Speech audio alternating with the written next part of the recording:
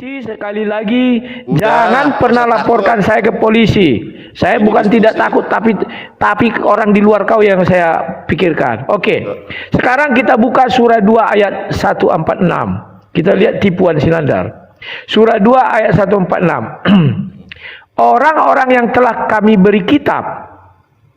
Apakah Ibrahim ada diberi kitab? Menjadi kitab? Nggak ada. Kitab itu artinya buku. Di dalam Al-Quran kitab hanya ada 4. Jangan kau bohong. Yang pertama Taurat, Injil, Taurat, Zabur, Injil dan Al-Quran. Di luar itu belum bernama kitab. Tetap kau berbohong, tetap kau memfitnah Allah SWT.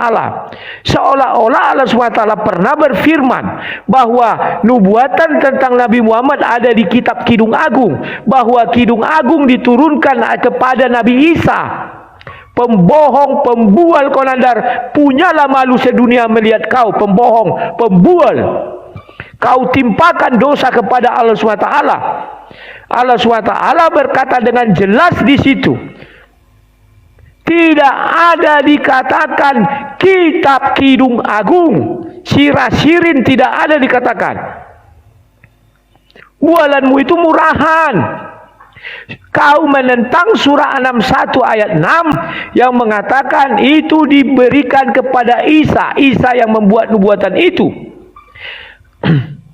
Memang dibilang mereka mengenal Muhammad seperti mengenal mereka sendiri. Tetapi di kitab Taurat, Injil, Zabur, dan Quran. Kalau merujuk kepada yang lama, Taurat, Zabur, dan Injil. Kidung Agung itu bukan Taurat, bukan Zabur, bukan Injil. Pembohong, pembual, taulah kau baloi. Kau pengacara kau bilang, oke terima kasih, nanti kalau aku ada apa-apa kau bela aku ya. Ya. Kemudian kau mengatakan bahwa Yesus dewa Yunani kau bilang. Oh enggak Nandar. Itu memang betul kau bilang Yesus kalau dari bahasa Yunani dan urutan-urutannya. Sampailah ke Indonesia berhuruf J. Kalau Inggris J. Itu tidak masalah Nandar. Tetapi kalau kau mengatakan Isa adalah Yesus, kami akui iya. Tetapi Isa yang ada di Bible Arab, bukan Isa yang di dalam Al-Quran. Kalau kita mau pembuktian, kau harus bisa membuktikan fakta arkeologis.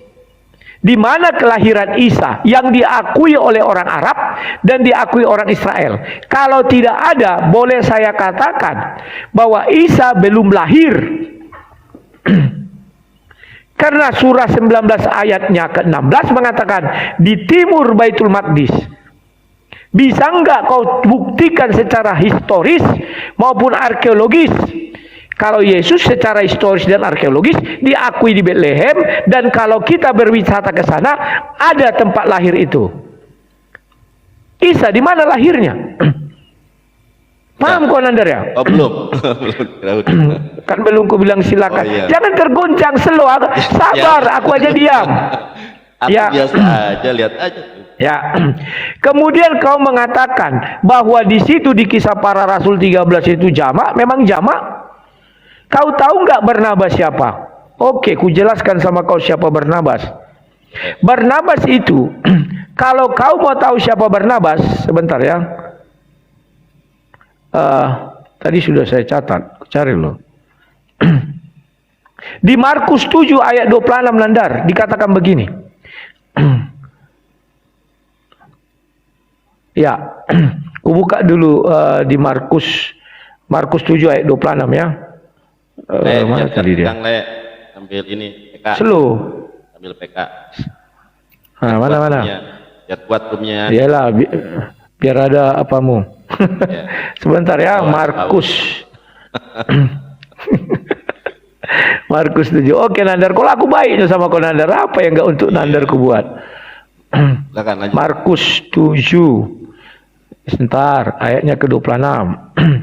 Di situ dikatakan begini. Oh, Yesus bisa bahasa Yunani apa enggak? Perempuan itu seorang Yunani bangsa Siro, Finisia, Ia memohon kepada Yesus untuk mengusir setan dari anaknya. Terserah kau percaya atau tidak, Yesus berbicara kepada seorang Yunani. Kenapa harus disebutkan Yunani? Itu merujuk bahwa orang ini berbahasa Yunani. Karena tidak ada dikatakan di situ dia berbahasa Ibrani, tidak. Dan tidak ada kalimat mengenai Ibrani. Tapi kalimat mengenai Yunani ada. Kau terima tidak terima urusanmu. Jadi jangan kau bilang Yesus kami nggak bisa berbagai bahasa. Bisa, Nandar. Paulus juga bisa berbagai bahasa. Memang Nabi Muhammad yang tidak bisa baca tulis tidak bisa berbagai bahasa. Jadi kalau menurut kami ya bahasa saja sudah tidak mencermin. Coba kau tunjukkan satu nabi di dalam Al-Quran yang dengan secara lugas dikatakan tidak bisa baca tulis. Rasul yang tidak bisa baca tulis, sebutkan sama saya. Selain Muhammad. PR tulis dia, tulis. Saya ingin tahu bukti dan nabi. Karena kalau tidak ada nabi yang tidak bisa baca tulis, semuanya bisa baca tulis, pertanyaan kenapa ini nggak bisa? Masa Tuhannya berbeda karena ayat di Al-Quran mengatakan kami tidak membeda-bedakan. Ya, kemudian Kisah 4 ayat 3, Kisah Para Rasul 4 ayat 3. Kisah Para Rasul 4 ayat 3. Tadi sudah saya buka ini. Dikatakan di situ mereka ditangkap dan diserahkan ke dalam tangan sampai diserahkan tapi mana dia tadi ya? Baca yang benar lah ya, pastornya. 36, sorry. Bukan 336, sorry. Iya. 36. Bacanya jangan Ya, demikian pula dengan Yusuf, orang yang oleh rasul-rasul disebut Barnabas. Artinya anak penghiburan, seorang Lewi dari Siprus. Kalau Lewi jabatannya itu tahu Anda apa? Nabiyah. Nabi. Lewi. Jadi tadi sudah Simeon, satu lagi Barnabas. Nah itu biar kau tahu, sudah ya terpenuhi jamak ya. Saulus tidak pernah dikatakan di situ seorang nabi, karena kalimat situ nabi dan pengajar. Kecuali dibilang nabi Saulus, itu hanya pikiranmu untuk memasukkan ke penjara si Saulus ini menjadi nabi palsu. Keliru kau Nandar. Sudah? Oke. Sekarang kita masuk lagi ini perbandingan antara Kisah Para Rasul 9 ayat 5. Aku bukakan sama kau. Kisah Para Rasul 9 ayat 5. Jawab Saulus, siapakah engkau Tuhan? Katanya, akulah Yesus. Kau terima atau tidak terima? Di situ dikatakan Yesus berjumpa dengan Paulus. Kau terima atau tidak kau terima? Iman kami menuliskan di situ berbicara Paulus kepada Yesus kepada Paulus. Itu biar kau tahu Nandar. Weh, banyak koin kau ya, 1.500. Bukan, bilangnya koin. Selolah, biar agak apa dikit, biar banyak orang menyemangati kau. Kemudian perbandingannya dengan Kisah Para Rasul 22. Kujelaskan. Tetapi bangunlah pergi ya, bahwa Paulus waktu itu jatuh dan tersungkur. Dalam perjalanan ke Damsyik, ketika ia sudah dekat kota itu, tiba-tiba cahaya memancar dari langit dan mengelilingi dia. Sudah? Ia rebah ke tanah dan kedengaranlah olehnya suatu suara yang berkata kepadanya, Saulus, Saulus, mengapa engkau menganiaya aku? Saya buktikan. Saya melihat cahaya terus saya rebah. Saya ikut bawa kawan-kawan saya. Menurut saya, bahwa teman-teman saya itu melihat yang berbicara, kan saya nggak bisa melihat ini. Pasti orang ini tahu siapa yang berbicara, karena dia mengaku Yesus. Paham kau ya? Maka kita bukalah yang surat 22. Sama juga, tetapi dalam perjalananku ke sana ketika aku sudah dekat dengan Damsyik, yaitu waktu tengah hari siangnya, tiba-tiba memancarlah cahaya yang menyilaukan dari langit dan mengelilingi aku. Dia tidak bisa melihat saking silaunya. Maka rebahlah aku ke tanah dan aku mendengar satu suara yang berkata kepadaku, Saulus, Saulus, mengapa engkau menganiaya aku? Dia mendengar tidak bisa melihat. Paham ya? Jawabku, siapakah engkau Tuhan? Katanya, akulah Yesus. Kau terima atau tidak terima tanda tetap ini. Mau ada perbedaan dia bilang mendengar, mau ada perbedaan tidak melihat, dia mendengar. Ya. Kemudian Dan mereka menyertai aku, melihat cahaya itu. Mereka melihat cahaya, tetapi suara dia yang berkata kepadaku, tidak mereka dengar. Kenapa dia bisa mengatakan tidak mereka dengar? Karena dia kan tidak bisa melihat. Paham kau Nandar? Dia merasa dia aja yang mendengar. Tapi kalau matanya terbuka, mereka melihat itu, bisa dibilang, oh mereka mendengar. Wajar dia berkata begitu Nandar. Tapi intinya, sudah ada pengakuan akulah Yesus. Kau mau terima atau tidak terima kawan, itu adalah urusanmu. Penting tertulis. Oke, kemudian kamu mengatakan bahwa pada zaman itu tidak ada bernama Muhammad. Saya bukakan literasinya ya. Kubacakan atau tidak usah kubalik kamera ya. Oke, kubalik kamera. Seorang martir. Mana yang balik kameranya? Tunggu. Kubalik kamera dulu. Balikan kamera tadi. Iya, kadang dia muncul di situ, kadang enggak. Udah putar kamera ya. Oh, tadi sudah pelan aja. Ya, oke. Nah ini. Apa? Ini jatuh. Aku tunjukkan sama kau. Iya, iya, silakan. Ngeblur like, ngeblur. Ngeblur. Nah, ini. Nah, ini dia ya. Seorang pemimpin Kristen bernama Abdul Allah Ibnu Abu Bakar bin Muhammad. Jadi nama Muhammad itu sudah ada, bapaknya daripada Abdul Allah ini. Jangan kau bilang pula yang pertama bernama Abdullah itu adalah ayahnya Muhammad. Tidak. Orang Kristen sudah ada. Menjadi martir di Nitsan pada tahun 523. Sebelum Muhammad lahir, sudah ada yang bernama Muhammad. Jadi jangan kau klaim-klaim tidak ada orang bernama Muhammad. Ya Nandar ya. Nah, putar dulu lagi kameranya. Sebentar lah. Biar seru pembicaraan kita ini. Sudah. Berikutnya. Kamu mengatakan Paulus hasil perzinaan. Saya belum tahu itu ayatnya di mana. Ya. Jawab aja lah. Bahwa Paulus mengaku dia hasil perzinaan. Saya belum tahu ayatnya di mana. Ini saya ralat dulu ya. Si Paulus itu tidak jelas silsilahnya. Kenapa tidak jelas? Karena anak haram. Maka coba cari dalam Alkitab, ada nggak silsilah Paulus? Misalnya bapaknya si Paulus siapa? Oke. Ibunya si Paulus siapa? Kalau Nandar, kalau tidak ada bapaknya disebut dengan ibunya, bukan berarti dia anak haram. Kalimat kau sudah keliru. Kau seorang pengacara. Tidak ada bukan berarti dia anak haram. Catat di buku kau, tolong jelaskan kelahiran Nabi Muhammad. Setelah ayahnya wafat, berapa lama kemudian Nabi Muhammad lahir? Tolong kau bukakan bukunya. Ya, ini sangat penting. Dan silsilah Nabi Muhammad, tolong kau jelaskan kepada kami yang ada di dalam Al-Quran seperti silsilah daripada Yesus Kristus. Kalau memang itu takaranmu, aku akan mengatakan perbandingan yang sama dengan kau, karena tidak ada silsilah Nabi Muhammad di dalam Al-Quran. Apakah aku bisa mengatakan Muhammad itu adalah anak dari zina? Ini harus kau jawab Nandar. Ya.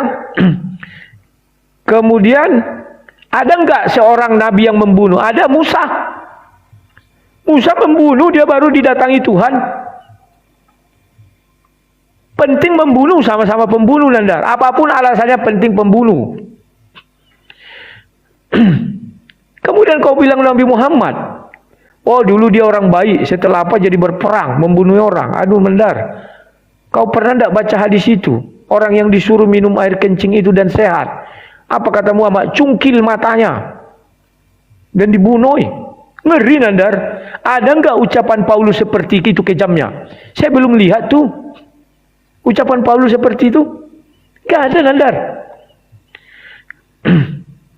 Nah sekarang kau membilang bahwa Nabi palsu, kau rubah lagi. Ayat berapa kau ambil tadi itu? Selesai belum? Belum, sabarlah kau Nandar. Kau tadi aku dia. Ayat berapa tadi kau bilang? Coba ulang, aku lupa. Yang mana? Yang kau bilang bahwa dia berasal dari apa? Seorang pembunuhnya, nabi palsu tadi apa tuh? Oh. Gimana yang mana? Oh, itu. Nah, sudah. Kisah para Rasul 9 ayat ke-1, si Paulus itu memang orang jahat, pohonnya buruk. Bukan itu. Ada tadi kau bilang. Bukan yang, udahlah aku lewatkan. Tak ada, aku lewatkan. Oke. Sekarang Nandar, sampai detik ini kau tidak bisa membuktikan surah An-Naml 1 ayat 6. Sekarang kau mau lari. Tidak ada lagi kau membuktikan nubuatan. Tapi malah kau gotol membuktikan Paulus itu nabi palsu. Buktikan Nabi Muhammad itu yang dimuliakan. Jangan-jangan Ahmad, banyak nama Ahmad. Akulah Ahmad, akulah Muhammad. Itu kan pengakuan Muhammad. Mana ada Allah SWT berkata, ya inilah Ahmad yang kujanjikan. Tidak ada, tidak ada itu. Jangan kau karang-karang Nandar. Al-Quran aja tidak ada mengatakan itu. Kau tambah-tambahi semua. Ya. Dan buktikan, jawab pertanyaan saya belum kau jawab. Mana pernyataan Nabi Isa yang mengatakan bahwa Nabi itu akan datang dari bangsa Arab? Kalau ada crack. Oh ya. Surah An-Naml 1 ayat 6. Tunjukkan kalimat di situ yang mengarahkan kepada bahwa Nabi itu akan datang dari bangsa Arab. Karena apa? Di dalam catatan sejarah dunia hanya satu Nabi yang bernama Ahmad. Namanya Mirza Ghulam Ahmad dari India, Kashmir. Bukan dari Arab. Sudah selesai, Le? Ya sabarlah Nandar, aduh, kau mengganggu-ganggu aku konsentrasi. Udah kau lagi silakan. Ingat ya, setelah ini kau sabar. Ku kasih kau silakan lah, karena kau sudah memutus-mutus otakku. Silakan. Baik, siap. Saya refreshing dulu, biar refreshing aku kasih musik gigiku ya. Bentar ya Kak ya. Jangan musik apa benar, nanti kena YouTube-ku. YouTube. Enggak, ini bukan musik, enggak ada kita juga. Baiklah ya. Tadi biar saya nggak lupa, saya satu persatu pasti saya jawab. Bentar ya, ya.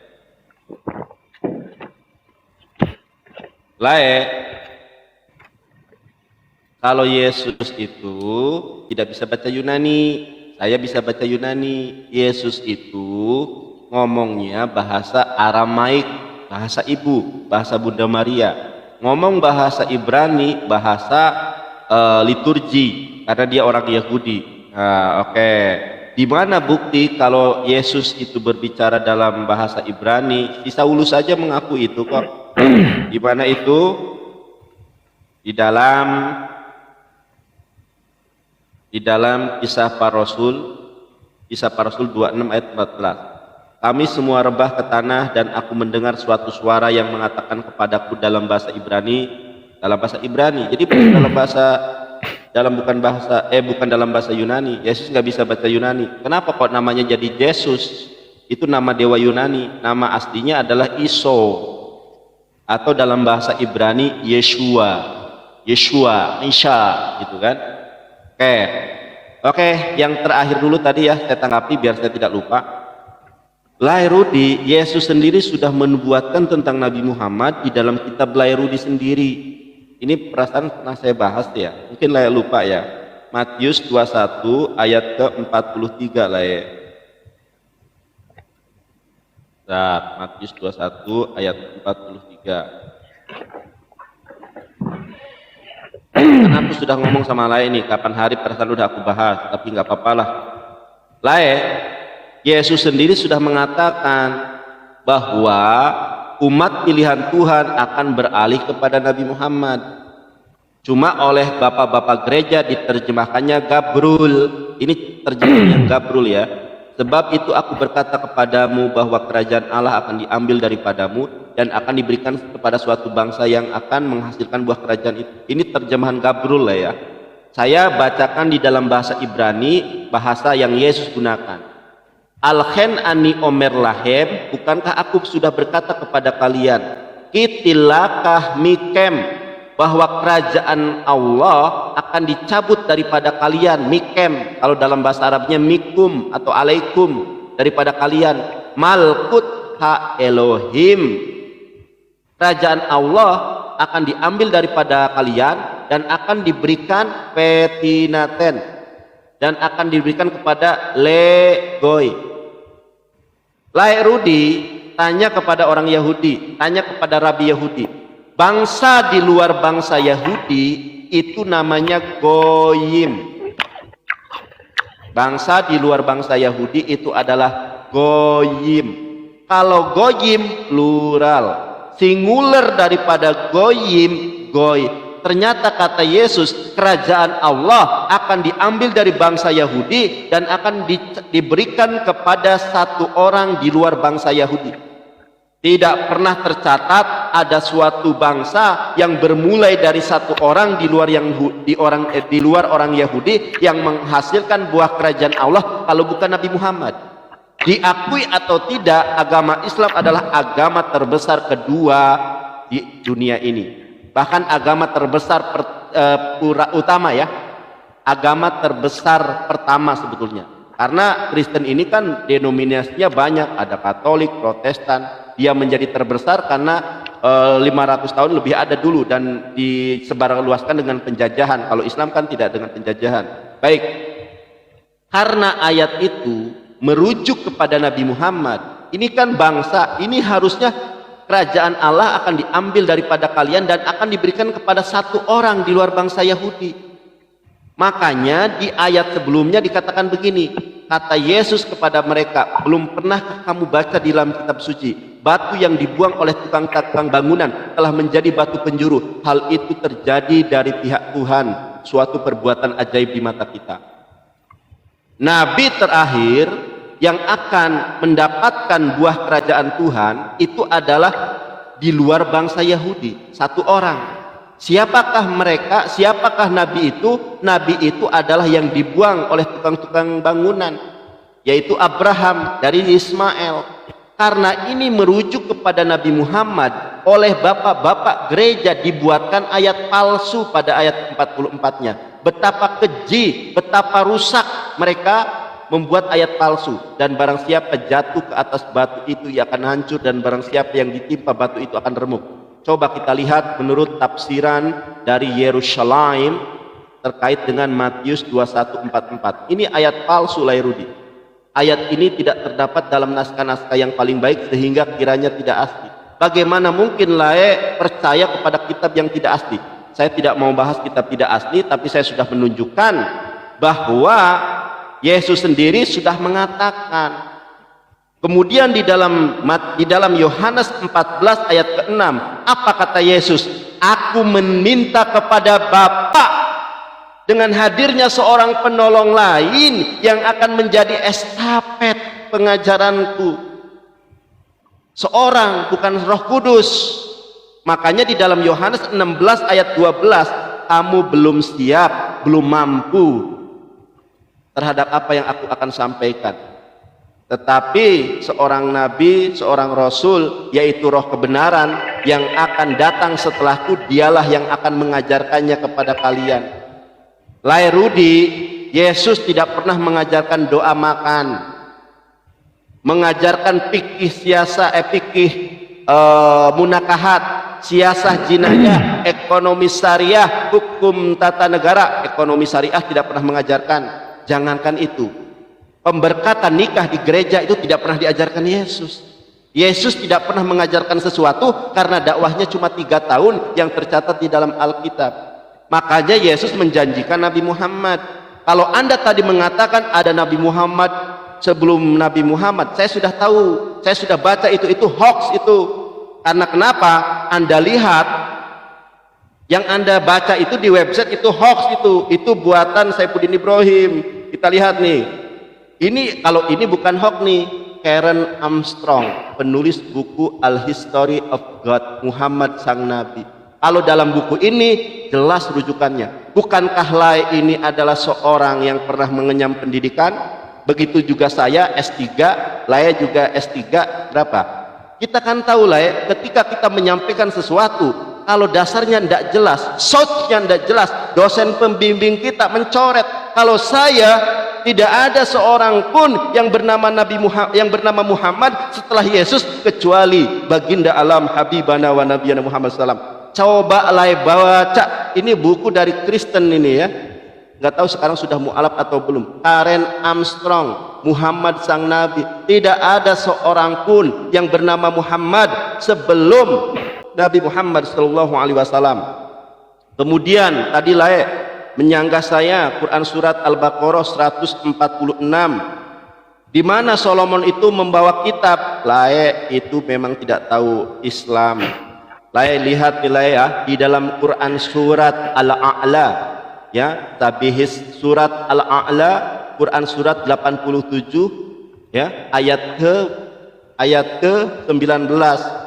Di sini lihat ya, suhufi Ibrahim wa Musa. Jadi sebelum Ibrahim juga, Solomon juga itu ada suhuf. Ternyata di sini apa suhuf? Suhufi Ibrahim wa Musa. Jadi yang membawa suhuf, yang membawa lembaran-lembaran buku itu bukan hanya Musa dengan Taurahnya, Daud dengan Mizmor Daudnya, Injil dengan Yesusnya, Nabi Muhammad dengan Qurannya. Nabi Musa, Nabi Ibrahim, Nabi Solomon atau Sulaiman ada namanya suhuf. Suhufi Ibrahim wa Musa. Suhuf, lembaran-lembaran tertulis. Suhufi Ibrahim wa Musa. Apakah Anda tidak tahu bahwa Kidung Agung atau Sefer Sir Hashirim itu adalah suhuf, bukan kitab. Kalau kitab namanya Tanah, Torah, Nevi'im, Ketubim. Nah, jadi Nabi Ibrahim juga itu punya kitab namanya suhuf, ya. Tanah, Torah, Nevi'im, maksud saya Torah, Nevi'im, Ketubim itu adalah terdiri dari kitab-kitab. Salah satu kitabnya adalah Sir Hashirim. Oke, kembali ke pembahasan. Lae, apakah Lae tidak ingat?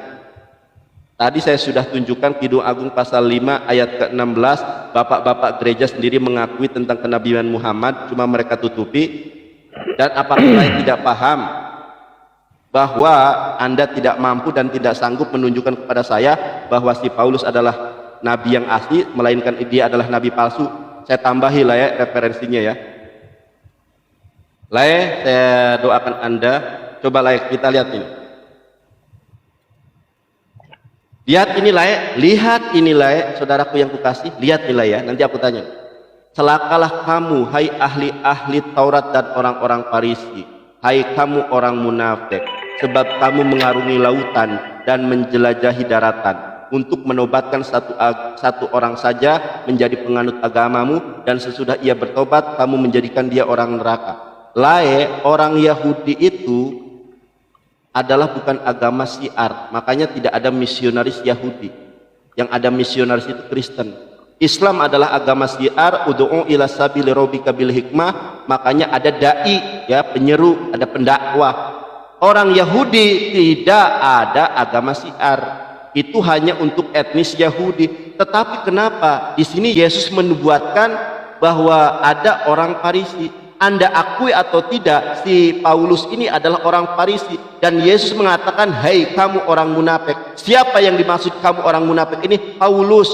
Dan siapa yang menyebarkan agama, mengarungi lautan dan menjelajahi daratan kecuali Paulus? Lae, saya tunjukkan kepada Anda bahwa si Paulus adalah nubuatan, penggenapan dari nubuatan Yesus tentang nabi palsu.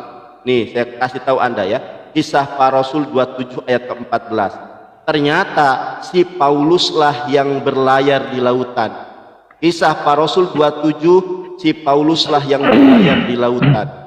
Saya kasih tahu, tidak pernah ada nabi tidak pernah ada orang Farisi yang menyebarkan agama mengarungi lautan dan daratan kecuali Paulus. Ternyata Pauluslah yang berlayar ke Roma.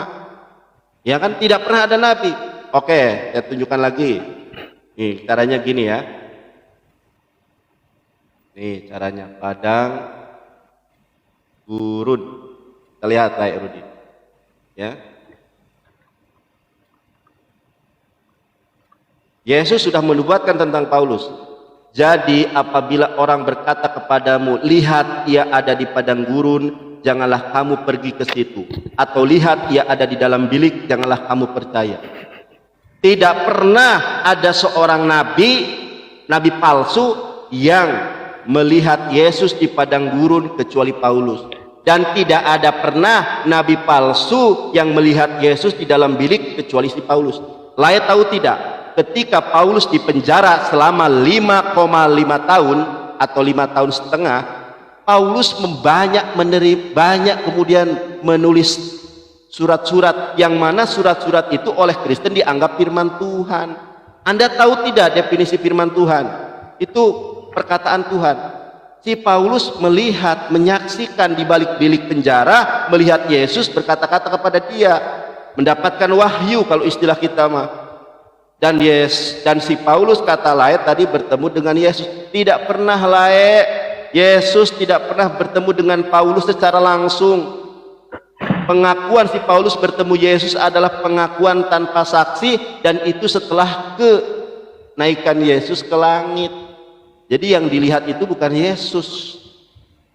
Mungkin siapa Anda tahu? Satu lagi, dua ayat terakhir. Lae, kesaksian si Paulus bertemu dengan Yesus itu adalah hoax. Itu kesaksian dia sendiri, makanya bertolak belakang lae. Kita lihat lae di dalam 2 Korintus 12 ayat 16. Ya. Nih 2 ayat aja nih, terakhir nih. Lihat di sini lae ya. Lae, ini si Paulus sendiri mengatakan, baiklah aku sendiri tidak, lihat lae. 2 Korintus 12 ayat 16. Baiklah aku sendiri tidak merupakan suatu beban bagi kamu, tetapi kamu katakan. Lae tahu tidak? Kenapa di sini ada kamu katakan terus ada strip panjang di sini? Ada strip panjang. Ini ayat tambahan dari bapak-bapak gereja, karena di dalam bahasa Yunaninya tidak ada diksi kamu katakan. Saya bacakan dalam bahasa Yunaninya. Esto dehego hau katebaresa yumas al yufarhon panorgos doloh yumas elabon. Artinya apa? Baiklah, aku sendiri tidak merupakan suatu beban bagi kamu, tetapi dengan